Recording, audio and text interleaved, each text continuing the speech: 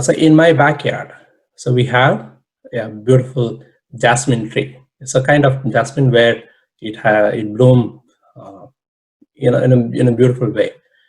When the spring season started, we all noticed just one flower which came out in the beginning. And then as we watched day by day, the number of flowers just exploded.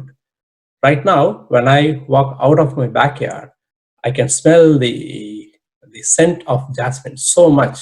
You don't even have to go out of my house. You can just sense the entire scent. Right now, there are thousands and thousands of flowers all in one plant. And as you know, these flowers will start blooming and then stay there for some time. Of course, they go through some process, and after a while, everything will shed. The entire flowers will dry up, and then they fall off from the plant, and then they decompose. So the reason I'm bringing this example here is, let's say one of those jasmines, one of those flowers, the moment it comes out of the plant as a bud, it's very young. And then the same bud will blossom. As soon as it blossoms, it may stay for 2 or 3 days max. During that time, it is completely vibrant. It's full of life. So when you go and watch that flower, it's full of life. You can smell the scent of it, and then it is there with all its strength. You could see that. And as the days goes by, I think 2-3 days, I do not know how long it stays. After a while, the same flower, which was vibrant, full of life, with all its vigor, it suddenly starts to wrinkle. It slowly closes down, and then finally, after a few days, it won't even stay off on the plant. It just drops off. It drops off, goes to the ground, goes to the earth. In there, some more decomposition going to happen. It was white in color with pinkish white, and now it's going to turn brown, darker brown, and then shrinks so small, nothing is left of that flower.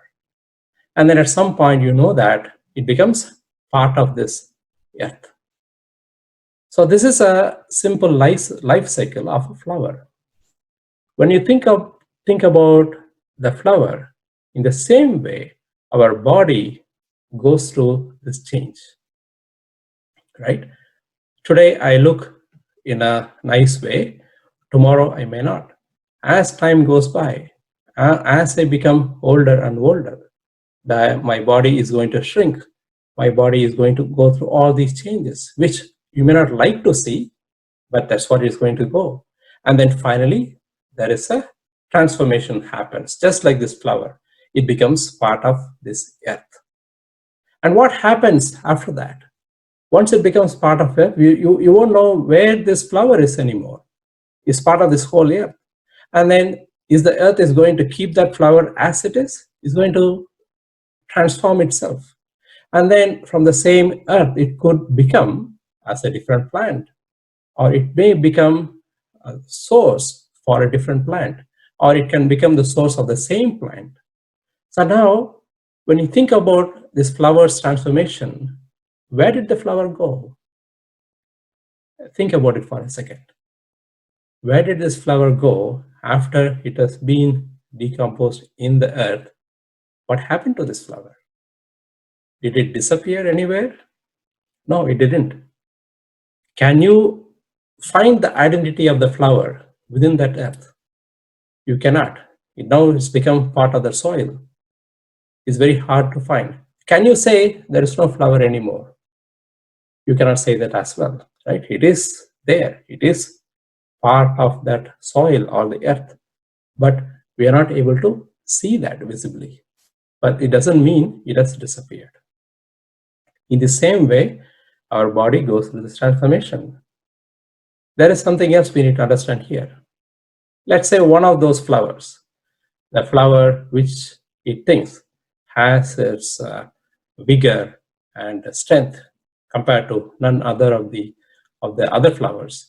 And let's say this flower doesn't want to go through this process. This is just one flower, just for our imagination. This one flower which doesn't want to go through this transformation. It wants to stay young with full of vigor all the time. It can stay like that for 3 days, but it wishes, I want to stay like this forever. Not for 3 days. I want to stay like this for the next 1 year. Is it possible? It's not possible. This is our own mind. And then what happens to this flower? When it goes through this process of changing, right? The flower thinks, I want to be young. And after 3 days, things are changing. It has to change. So what this flower is going through, it is going through some resistance. I want to stop this. I don't want to become old. And what's going to happen? The flower is going to get anxious. Is going to get frustrated. Can you see the point? The nature has to take its path. But this flower says, I don't want to go through that path. I want to retain my identity. I do not want to let go of what I am. I want to be like this forever. The flower has the resistance. The flower is going to get angry. It's going to get frustrated.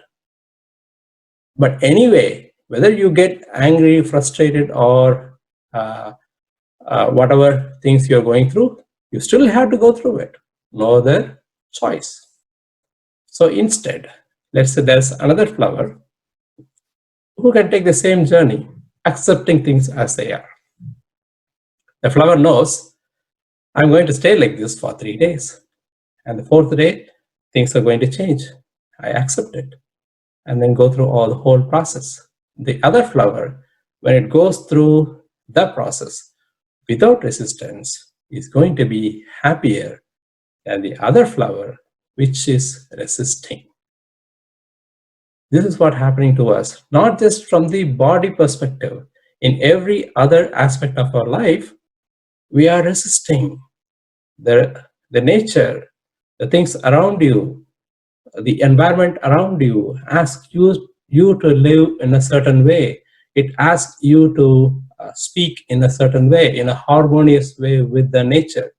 But as soon as you go against it, when you try to retain your own way of doing things, there's nothing wrong with that unless the conditions are right. When you go against it, and you're going to get frustrated, you're going to get stressed. Many of us are getting stressed because of this reason, because we wanted to bring our own touch, our own influence, and our own way of looking at things. Okay, so this is something we need to understand.